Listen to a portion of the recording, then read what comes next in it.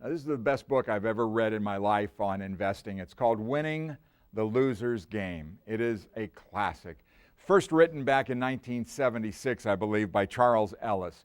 Winning the Loser's Game is the title of the book. It just came out in its sixth edition. And every chapter in the book is a gem. And first time I read the book, I just actually stumbled across it probably about 10 years ago. And the first time I sat down and read the book, it was one of those epiphanies where all of a sudden the light goes off and you get it. You get a point. And he talks about in this book, the biggest mistake we all make as we get older is that we make investment decisions based upon our own expected mortality. Okay? Most people at that point in their life are saying, I'm not working anymore, I'm on a fixed income, I get Social Security, I get a pension, and that's what I've got, and I've got money that I've saved. It's in the credit union, it's in other type of interest-bearing accounts, and I really can't tolerate taking any risk because, I have a relatively short time horizon. In your mind, that's what you're saying, okay?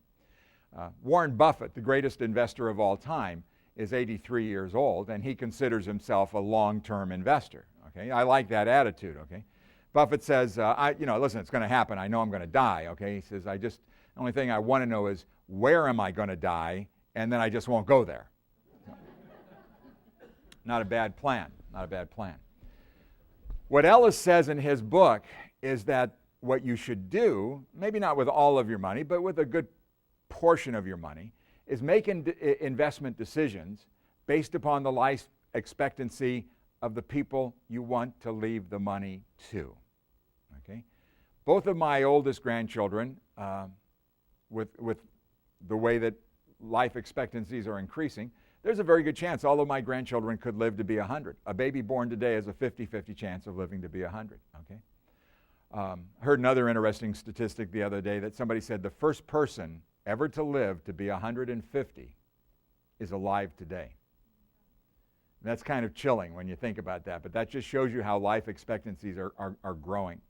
So what he says is make your investment decisions based upon the life expectancy of the people you want to leave the money to. Well, that gives me a 90-year time horizon for my investments that ultimately I believe will go to my grandchildren. So he explains it extremely well in the book, and it really, for me, cemented a belief that I had already had, that that's the way you want to kind of approach these things.